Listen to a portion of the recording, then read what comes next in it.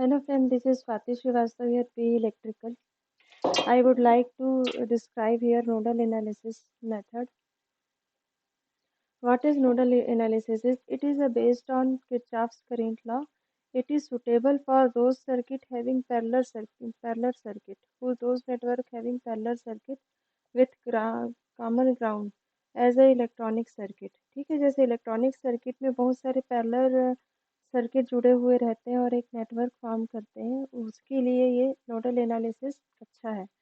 अगर किसी भी सर्किट में n नंबर ऑफ ब्रांचेस हैं तो n-1 number of nodal equation हमें मिलेंगे और उसे उससे हम अननोन क्वांटिटी फाइंड कर सकते हैं। ठीक है, मान लो ये कोई सर्किट है, इसमें E1 और E2 इंडिपेंडेंट वोल्टेज सोर्स हैं और R1, R2, R3, R4, R5 branch resistance है।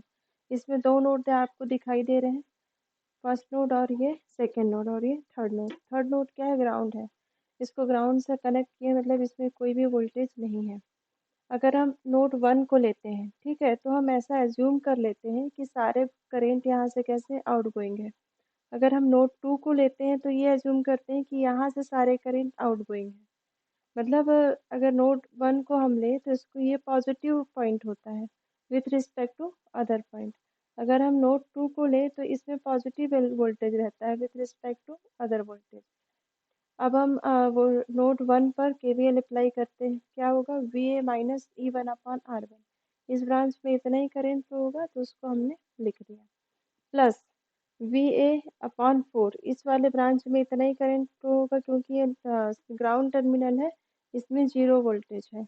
इस वाले ब्रांच में VA minus VB upon R2 is equals to 0। इसको सिंप्लीफाई कर लिए, VA को सेपरेट कर लिए, VB को सेपरेट कर लिए और इस E1 को इक्वेशन के साइड ले आए, तो ये इक्वेशन नंबर 1 हो गया। अब नोड 2 में हम KVL अप्लाई करेंगे तो क्या होगा? VB minus VA upon R2 plus VB upon R5 plus VB minus E2 upon R3 is equal to 0। इसको भी सिंप्लीफाई कर लेंगे, ठीक है, और VA VB की वैल्यू हम यहाँ से फाइंड कर सकते हैं। अगर नोड 1 और 2 के बीच का वोल्टेज हमको फाइंड हो गया तो हम इस सारे ब्रांचेस में करेंट फाइंड कर सकते हैं। करेंट फाइंड हो गया तो पावर डिसिपेशन फाइंड कर सकते हैं। ठीक है, सारे एलिमेंट्स इससे फाइंड कर सकते हैं। नेक्स्ट स्लाइड देखेंगे।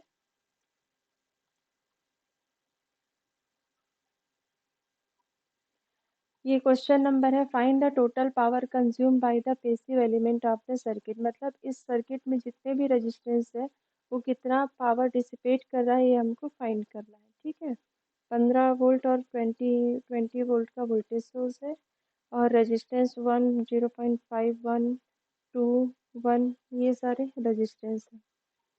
अब हम नोड 1 लेंगे, ठीक है, नोड 1 लेंगे तो क्या होगा? करंट इस वाले ब्रांच में कितना फ्लो होगा? VA minus 15 upon 1 plus VA minus 0 upon 1 plus VA minus VB upon 0.5।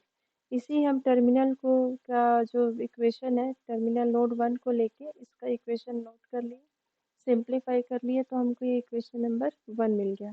VA को सेपरेट कर लिए, VB को सेपरेट कर लिए और ये जो न्यूमेरिकल पॉइंट बच गया है उसको हम न्यूमेरिक पॉइंट को इस साइड ले आए। वैसा ही नोट 2 में देखेंगे। नोट 2 में क्या होगा? यहाँ VB minus VA upon 0.5, VB minus 0/2, VB minus 20 upon 1। ये हो गया हमारा इक्वेशन नंबर 2। इसमें भी इसको सिंप्लीफाई कर लिए, VA VB को सेपरेट कर लिए, ये इक्वेशन नंबर 2 हो गया।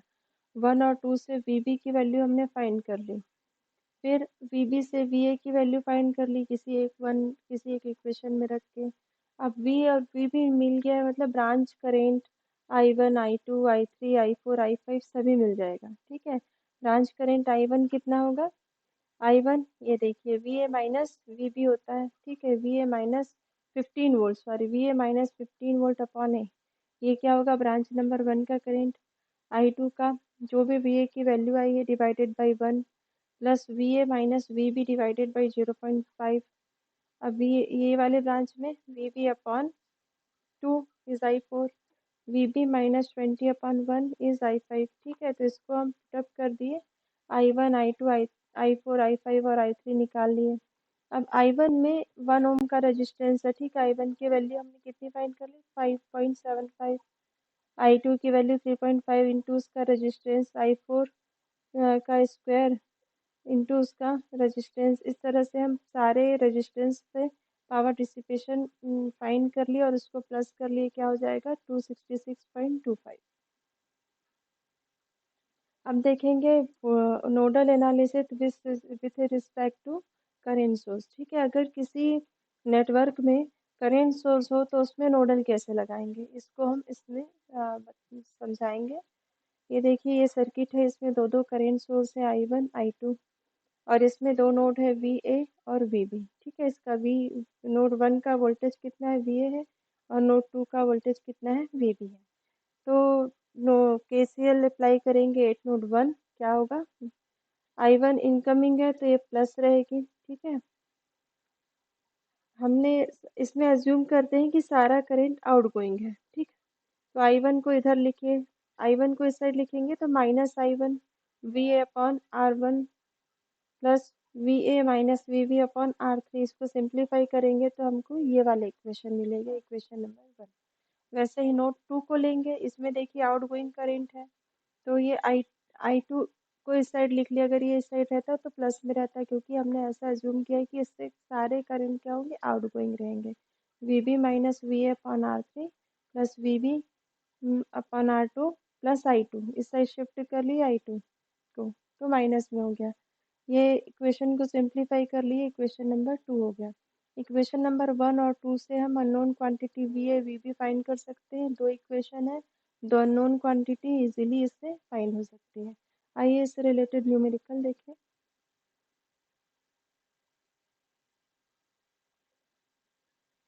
ये हमारा क्वेश्चन है, find the voltage VB eight node 1, ठीक है। ये हमारा करेंट सोर्स है 8 एम्पियर 1 एम्पियर, और ये ब्रांचेस हैं, ब्रांचेस की रेजिस्टेंस है।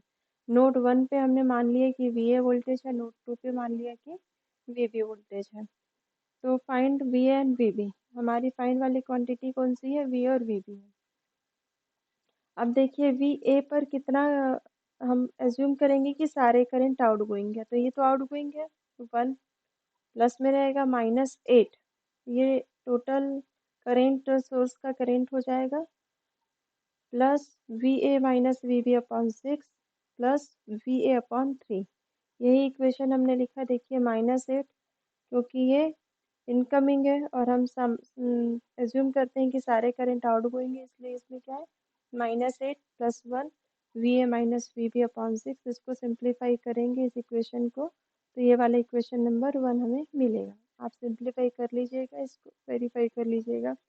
नोट 2, नोट 2 में देखिए यहाँ पर इनकमिंग करंट है, तो ये -1 हो जाएगा, ठीक है। -1 plus VB minus V upon 6 plus VB upon 15 plus VB upon 10।